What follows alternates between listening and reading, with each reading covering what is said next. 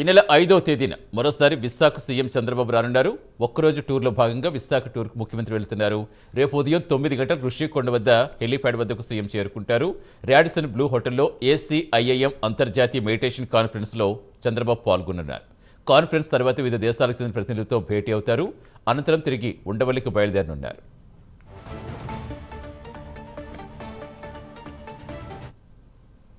రేపు మరోసారి విశాఖ వెళ్తున్నారు ఏపీ సీఎం చంద్రబాబు. పూర్తి సమాచారం ఇచ్చేందుకు మా కరెస్పాండెంట్ చంద్రశేఖర్ జానుతున్నారు. Good morning Chandrashekar. రేపు చంద్రబాబు పర్యటనకు సంబంధించి ఏర్పాట్లు ఎలా ఉన్నాయి, షెడ్యూల్ ఇంకా ఏ విధంగా ఉంటుంది?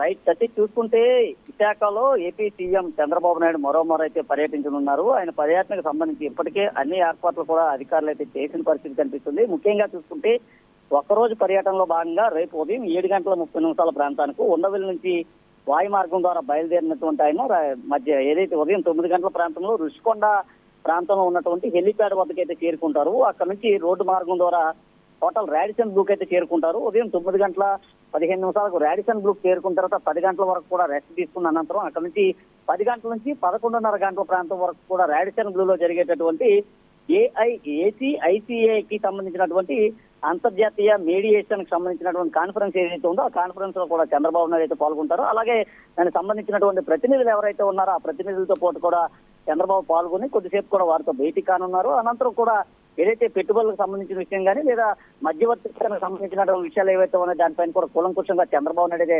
చర్చించినటువంటి పరిస్థితి కనిపిస్తుంది. ఇటీవల కాలంలో చూసుకుంటే ఎక్కువగా విశాఖకు అయితే పెట్టుబడులు వస్తున్నటువంటి పరిస్థితి కనిపిస్తుంది. ముఖ్యంగా చూసుకుంటే ఆ విశాఖకి పెట్టుబడుల విషయంలో కూడా పెద్ద ఎత్తున కూడా ఆ ప్రపంచ దేశాలన్నీ కూడా చూస్తున్నటువంటి పరిస్థితి కనిపిస్తుంది. విశాఖ ఖ్యాతి దశ దిశలా వ్యాప్తించేందుకు కూడా కూటమి ప్రభుత్వం అయితే కృషి చేస్తుందని చెప్పుకోవాలి. ముఖ్యంగా చూసుకుంటే నిరుద్యోగ యువతకి ఉపాధి కల్పన దిశగా కూడా కూటమి ప్రభుత్వం అయితే అడుగులు వేస్తుంది. ఈ నేపథ్యంలోనే ఇప్పటికే చంద్రబాబు అయితే 2 సార్లు ఈ నెలలోనే విశాఖ రావడం అయితే జరిగింది.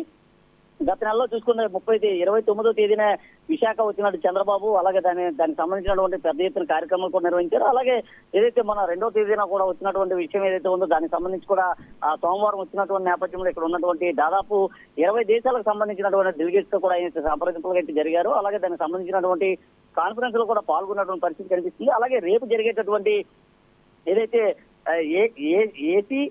ACICAM కి సంబంధించినటువంటి అంతర్జాతీయ మీడియేషన్ ఏదైతే ఉందో దాని కాన్ఫరెన్స్ లో కూడా పాల్గొంటారో అలాగే విశాఖ భవిష్యత్తుకు సంబంధించిన దానిపైన కూడా చంద్రబాబు అయితే కొత్త ప్రణాళికను కూడా తీసుకురానున్నారు.